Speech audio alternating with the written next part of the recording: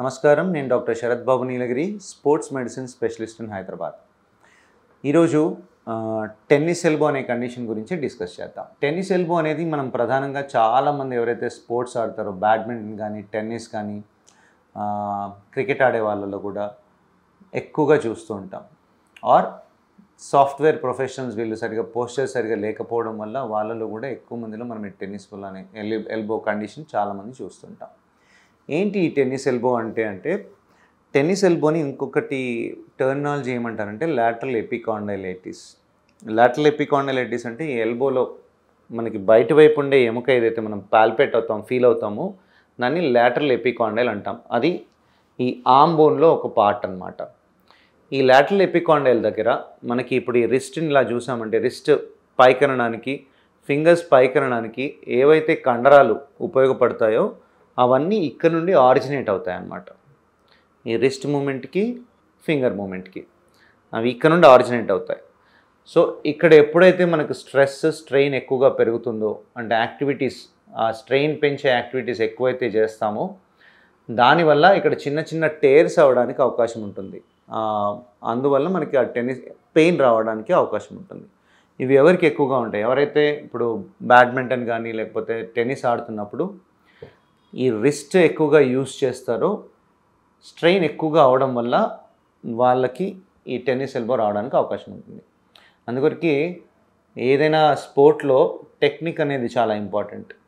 Bad టెక్నిక్తో మనకి serve చేసేటప్పుడు ఇలాగ రిస్ట్ ఎక్కువగా యూజ్ చేయడము, బ్యాడ్మింటన్లో కూడా ఇలాగ రిస్ట్ మూమెంట్ ఎక్కువగా యూజ్ చేసినప్పుడు ఈ స్పోర్ట్స్ ఇంజురీస్ రావడానికి అవకాశం ఉంటుంది. అందుకని ప్రాపర్ టెక్నిక్ నేర్చుకోవాలి. ఎలా ఆడాలి, గ్రిప్ ఎలా ఉండాలి, హ్యాండ్ ఏ పొజిషన్లో ఉండాలి, రిస్ట్ ఏ పొజిషన్లో ఉండాలి, ఇవన్నీ చాలా ఇంపార్టెంట్ అన్నమాట. సో ఈ స్పోర్ట్స్ పర్సన్స్లలో చాలా అవసరం. ఎప్పుడైతే ఈ నొప్పి స్టార్ట్ అయిందో ఇక్కడ దాన్ని కంపల్సరీగా అడ్రస్ చేయాలి. లేదంటే అది ఒక క్రానిక్, అంటే ఎక్కువ రోజులు అదే ఆ పెయిన్ అలా కంటిన్యూ అవ్వడానికి, హీలింగ్కి తక్కువగా అవకాశం ఉండడానికి అవకాశం ఉంటుంది. సో ఎర్లీగా ఈ టెన్నిస్ ఎల్బోని రికగ్నైజ్ చేయాలి. స్పోర్ట్స్ పర్సన్లోనే కాకుండా ఇప్పుడు ఎక్కువ మంది ఏంటంటే హౌస్ మేట్స్లో, లేకపోతే ఇంటి పనులు ఎక్కువగా చేసేవాళ్ళు, యుటెన్సిల్స్ క్లీన్ చేసేవాళ్ళు, ఇంట్లో ఎక్కువగా బరువులు ఏమన్నా లిఫ్ట్ చేయడము, ఇవన్నీ చేస్తున్న వాళ్ళలో, ఆడవాళ్ళలో కూడా మనం చాలామందిలో చూస్తూ ఉంటాం. సో ఏదైనా టెన్నిస్ ఎల్బోకి మనకు పెయిన్ అనేది ఈ ఏరియాలో బయట వైపు, ఎల్బోలో బయట వైపు ఉంటుంది. మనకు అక్కడ నొక్కినప్పుడు చాలా సివియర్గా టెండర్నెస్ ఉంటుంది. ఎప్పుడైతే మనం ఈ రిస్ట్ని కొంచెం ప్రెస్ చేసి పైకి లిఫ్ట్ చేయడానికి ప్రయత్నించినప్పుడు పెయిన్ అంతా ఇక్కడ సివియర్గా ఉంటుంది. సో ఇనిషియల్గా పెయిన్ స్టార్ట్ అయినప్పుడు మనం ఏం చేస్తాం? రైస్, ఏదైనా ఇంజురీకి రైస్ అనే ట్రీట్మెంట్ మనం ఫాలో అవుతాం రెగ్యులర్గా. రెస్ట్, ఐస్ ప్యాక్ అప్లికేషను, ఏదైనా కంప్రెషను అండ్ ఎలివేషన్ అనేది దీనికి అవసరం లేదు.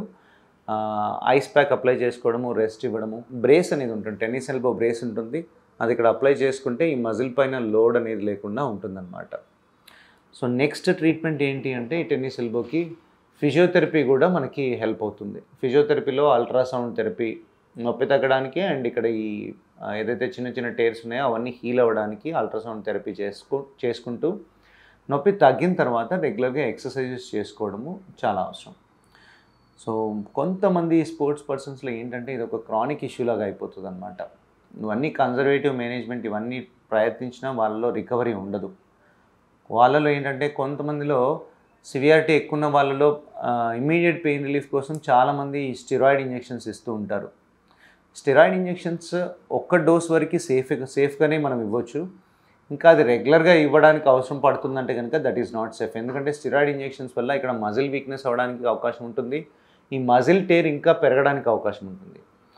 సో ఆల్టర్నేటివ్ ఆప్షన్స్ ఏంటి అంటే ఈ టెన్నిస్ ఎల్బోకి best option is PRP injection అనేది చాలా మంచి రికవరీ ఉంటుంది. యూజువల్గా మనం ఎక్కువగా చూస్తుంటాం ఈ మోకాళ్ళ ఆర్థరైటిస్లో ఎక్కువ మంది మన పేపర్లలో దానిలో చూస్తూ ఉంటాం.